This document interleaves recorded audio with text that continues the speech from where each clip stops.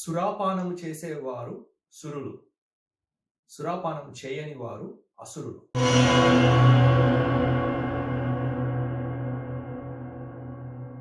Basically, those who consume and imbibe in sura or suras. Those who do not or asuras, in this sense becomes the prefix that changes the meaning of the word sura.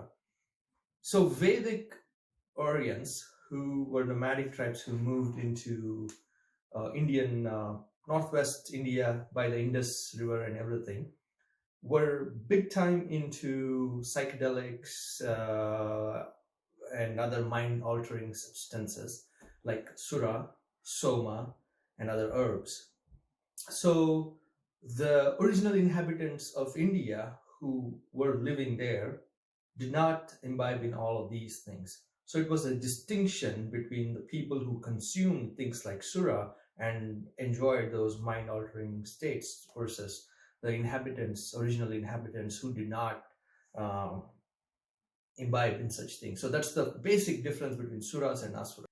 And basically, since Vedic Aryans wrote Vedas and things, and they were the ones who put information in there, it came about as if Suras were the good people and the divine people, and also obviously fair skin, because back then the racial intermingling had not yet happened and there was clear demarcation. So Suras were the divine, fairer skinned, fair conduct kind of people, and then Asuras, the original inhabitants, were marked to be the dark-skinned people and also those who were not of fair conduct even. This further extends into the original inhabitants being also called Raakshaks. But basically, originally Raakshak was also mostly Raakshak, which is a savior or a protector, because these original inhabitants took it upon themselves to protect their lands and also protect any kind of misdoing that was happening during fire sacrifices by these Vedic Aryans. So Vedic Aryans had the tradition of animal sacrifices and also human sacrifices, and these original inhabitants would go against it and try to protect their people, protect their lands, and protect their cattle and everything. So it was just the syllable kind of use, like, Raakshak even today means a protector, but they made it into a Raakshak because these Raakshak protectors were fighting at these fire sacrifices and everything, and they get termed as Raakshak, and suddenly they were given like demon horns, tails, and obviously they were already dark skinned. They were exaggerated to show that these were dark and bad meaning people.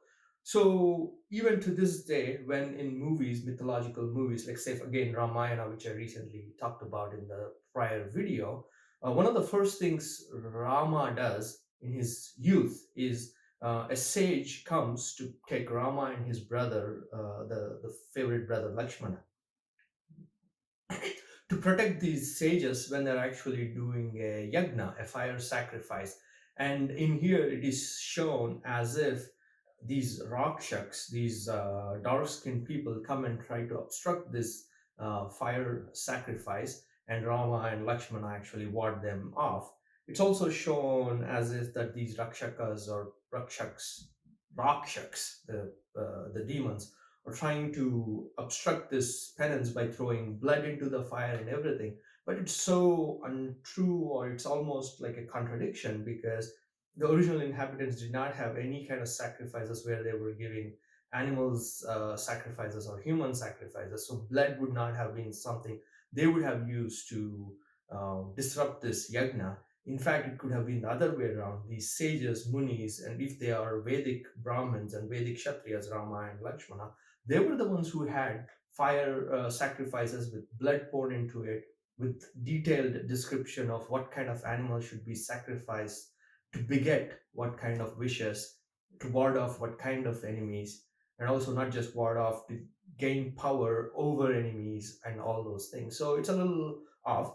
The reason I bring all of this is because, as we know, if we don't know our narrative, somebody else will tell our narrative, and it makes and it shows how we have been brainwashed. because even I, as a kid, would go and watch Ramayana on the big screen. And when this very scene happens where Rama and Lakshmana are warding off these Raakshaks, the original inhabitants who are represented as demons, I'm actually clapping for Rama and Lakshmana. We're not realizing that it's the conflict between the caste supremacist ideas and my people who are actually trying to fight against such sacrifices which are not humane, which involve animal and human sacrifices. So I'm just trying to show here that there are subtleties here, which, if you do want to understand, there is a lot more.